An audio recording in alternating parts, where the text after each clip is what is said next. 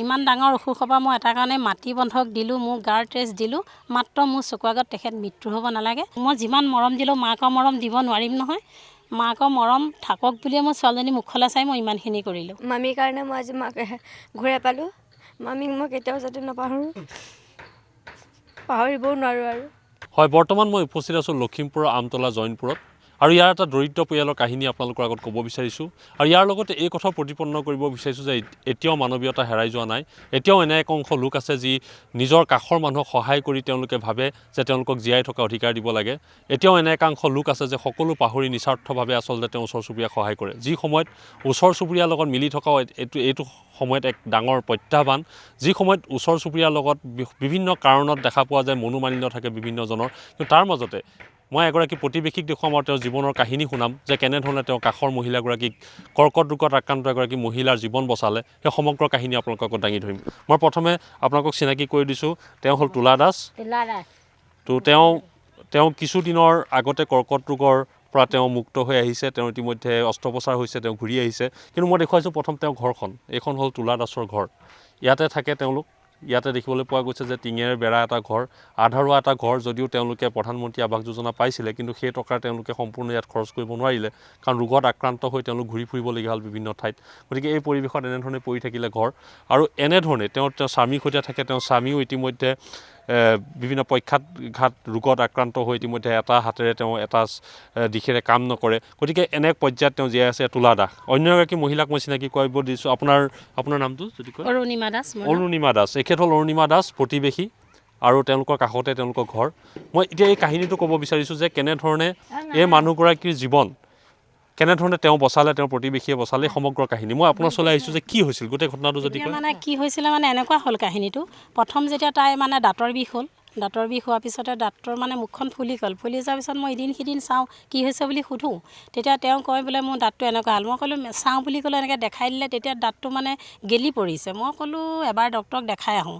তেতিয়া ইয়াতনো লখিমপুৰত দেখালে কি হ'ব, ডাইৰেক্ট মই ডিব্ৰুগড়লৈ লৈ গ'লোঁ। এজন মানে মানুহৰ মানে আমাৰ মানে হেৰি আৰু এখন সম্পৰ্কীয় মানুহ এজনৰ গাড়ী এখনতে লৈ গ'লোঁ।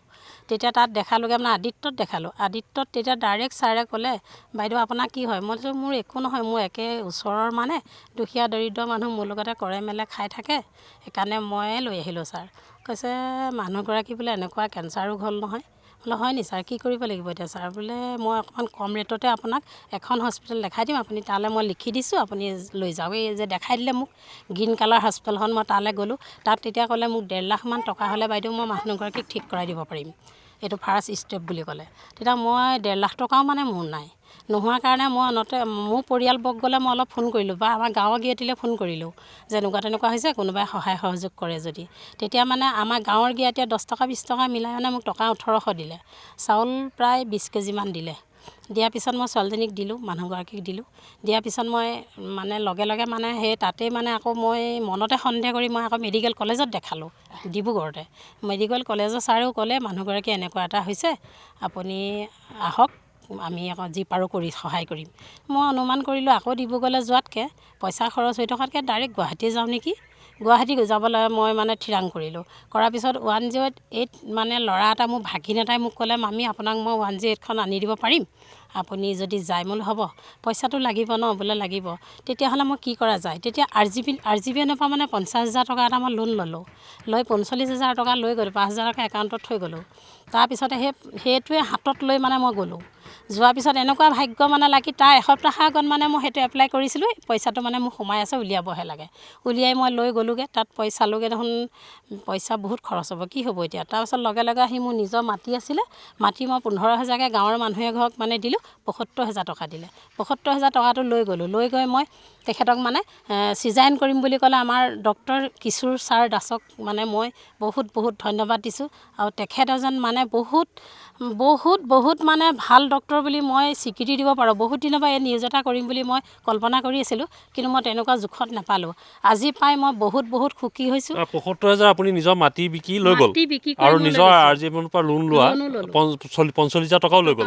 কি কাৰণে লৈ গ'ল? মানে এই মানুহগৰাকী এই কথাটো আপোনালোকক দেখাইছোঁ। আচলতে এয়া হ'ল ওচৰ চুবুৰীয়াৰ প্ৰতি যি দায়বদ্ধতা, যে সেই ওচৰ চুবুৰীয়া মানুহগৰাকী কেঞ্চাৰ ৰোগ, দৰিদ্ৰ লোক, তেওঁলোকে যিহেতু নিজে চিকিৎসা কৰিব নোৱাৰে, এইগৰাকী প্ৰতিবেশীয়ে তেওঁ মাটি বন্ধক দিলে, 15,000 টকাকৈ তেওঁ গোটালে 75,000 টকা সেয়া মাটি বন্ধক আজি খুলিব পাৰিলে নে এতিয়ালৈকে নাই খোলা নাই এতিয়ালৈকে আজিলৈকে সেই মাটি তেওঁ বন্ধক খুলিবই পৰা নাই আৰু একেধৰণে এই মহিলাগৰাকী বচাবৰ কাৰণে তেওঁ যিকেইটা ব্যক্তিগত বিভিন্ন বেংকৰ পৰা লোন লৈছিলে সেই টকাও তেওঁ লৈ গ'ল হাতত যে তেওঁ কাষৰ মহিলাগৰাকী জীৱন বচাব লাগে তাৰপিছত তাত মানে 4খন বেড আকৌ মই ভাড়া ল'বলগীয়া হ'ল মানে তেওঁ মানুহজন গ'ল মই গ'লোঁ তেওঁক 3খন হ'লনে আৰু মানে মোৰ পৰিয়ালৰ কোনোবা গ'লে আকৌ একেলগে থাকি মেলি এতিয়া তেওঁলোককো লগে লগে ৰুম এটা লৈ দিবলগীয়া হ'লে আৰু তেনেকৈ ধৰক বেডিং পত্ৰও কিনিবলগীয়া হ'ল আৰু খোৱা বস্তু মানে নিদিয়ে নহয় তাত আপোনালোকে জানেই নহয় তাত খোৱা বস্তু নিদিয়ে নিজে গেছৰ পৰা ধৰি বাচন বৰ্তন কিনি মেলি বনাই কোনাই খুৱাবলগীয়া হ'ল মেডিচিন কিনিবলগীয়া হ'ল ফ্ৰীটো দিয়াটো দিয়াই বাকীখিনি মানে চব কিনিবহে লগীয়া হয় মানে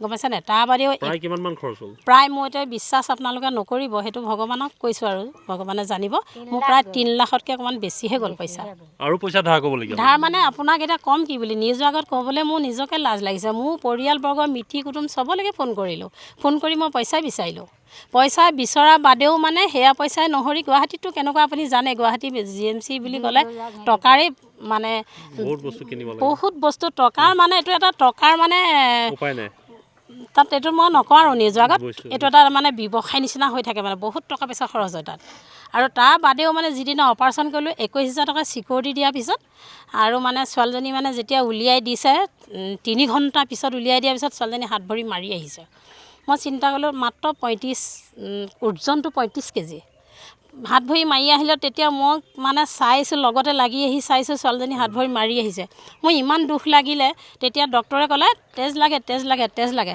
মই তেতিয়া অনুমান কৰিলোঁ তেতিয়া মোৰ এনেকুৱা মোবাইলো নাছিলে সৰু মোবাইল এটা আছিলে এতিয়া তেজ দিবলৈ হ'লে মোৰ মানে 7,000 টকা লাগে বুলি কৈছে মানে ব্লাড বেংকত মোৰ 7,000 টকা নাই কি কৰিম এতিয়া মই তেতিয়া মানে MC আছিলোঁ 5 দিন ঋতুচাপত আছোঁ তেতিয়া মোক ফৰ্ম এখন দিলে ফৰ্মখন ফিল আপ কৰি সুধিছে মোক আপোনাৰ এতিয়া বৰ্তমান আপুনি ভালে আছেনে মানে ব্লিডিং আছে নেকি বোলো ছাৰ অলপ আছে বুলি ক'লোঁ ডাইৰেক্ট কৈছোঁ আৰু মই আছে বোলো ছাৰ কৈছে হ'লেও বোলে এতিয়া কি কৰিব তাৰপাছত মোৰ তেজ পৰীক্ষা কৰি চালে দিব পৰা হ'ব মানে মোৰ স্বাস্থ্যটো চাই তেনেকৈ মই তেজ দিলোঁ তেজ দিয়াৰ পিছত সেইদিনাৰ পৰা মই আজিলৈকেতো ব্লিডিঙে হ'বলৈ গ'লোঁ ব্লিডিঙো নোহোৱাৰ পিছত তাৰপিছতে চকু মানে অপাৰেশ্যন কৰি আনিলোঁ অনাৰ পিছত কৰোণা বেজি ল'লোঁ কৰোণা বেজি লোৱাৰ পিছত তেজ দিয়াৰ পিছত মানে চকু এতিয়া মোৰ অন্ধকাৰে হয় ক'লে এগৰাকী মহিলা যি নিজৰ প্ৰতিবেশীৰ কাৰণে এতিয়া তেওঁ চকুৰ ভালকৈ নেদেখে এটা চকুৰে কাৰণ তেওঁ ঋতুস্ৰাৱৰ সময়ত তেজ দিছিলে তেওঁক বচাবৰ কাৰণে আৰু একেধৰণে নিজৰ মাটি বিক্ৰী কৰি তেওঁ টকা যোগান কৰিলে তেওঁক যাতে বচাব পাৰে কৰ্কট ৰোগৰ পৰা অৱশেষত কৰ্কট ৰোগৰ পৰা তেওঁক বচাই আনিলে আপুনি এতিয়া ঠিকে আছে নহয় এতিয়া অলপ ঠিকেই আছোঁ গাটো ভালে আছে গাটো ভালে আছে আপোনাৰ মানুহজনীয়ে বহুত সহায় কৰিলে সহায় কৰিলে বহুত সহায় কৰিলে তাৰ বাদেও সিদিনা কৰিলোঁ বহুত সহায় কৰিলে তাৰ বাদেও ঘৰখন চলাই থাকে চাউল পাতৰ পৰা ধৰি চব তেওঁ দি থাকে তেওঁ কান্দি উঠিছে আচলতে এই হ'ল কৃতজ্ঞতা আচলতে তেওঁৰ প্ৰতিবেশীৰ প্ৰতি কৃতজ্ঞতা তেওঁ কাষৰ দাঁতি কাষৰীয়া যিগৰাকী ওচৰ চুবুৰীয়া যি সহায় কৰিলে তেওঁ জীৱনত পাহৰিব নোৱাৰে তেনেকৈ চলি থাকোঁ আৰু দ্বিতীয় কথা হ'ল তেওঁলোকে যিহেতু এতিয়ালৈকে যি কৰ্কট ৰোগী হ'লে যি ধৰণৰ মুখ্যমন্ত্ৰী সাহাৰ্য পোৱা নাই তেওঁলোকৰ বিভিন্ন ইয়াতে যিসকল জনপ্ৰতিনিধি থাকে বিশেষকৈ ইয়াতে ৱাৰ্ড মেম্বাৰৰ পৰা আৰম্ভ কৰি যিসকল লোক থাকে তেওঁলোকৰ আচলতে তেওঁলোকৰ কাৰণে কাম নকৰাৰ কাৰণে আচলতে তেওঁ এতিয়ালৈকে কোনো ধৰণৰ মুখ্যমন্ত্ৰী সাহাৰ্য লাভ কৰা নাই কৰ্কট ৰোগৰ পিছতো গতিকে এনে এক পৰিৱেশ যে এগৰাকী প্ৰতিবেশীৰ কাৰণে আজি প্ৰাণ বাচিলে তুলা দাসৰ আৰু যি তুলা দাসে আজি কান্দি উঠিছে এই সমগ্ৰ ঘটনা কোৱাৰ পিছতে গতিকে এনেধৰণৰ যদি ব্যক্তি থাকে আমাৰ সমাজত নিশ্চয়কৈ ক'ব পাৰি যে মানৱতা জীয়াই থাকে আৰু এনেধৰণৰ ব্যক্তিৰ কাৰণে আচলতে কাষৰ এঘৰ মানুহ জীয়াই থকাৰ সাহস আৰু প্ৰেৰণা লাভ কৰে